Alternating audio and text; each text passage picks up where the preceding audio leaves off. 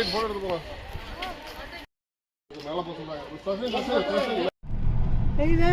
சசுவா தெரியுதா? புள்ளிமான் புல் சாப்பிடுது. பாக்குது பாரு. கழட்டிக்கோ. என்ன கழட்டிக்கோ. ஃப்ரீயா பாருங்க. அப்பாடா. கெட்டி பாரு.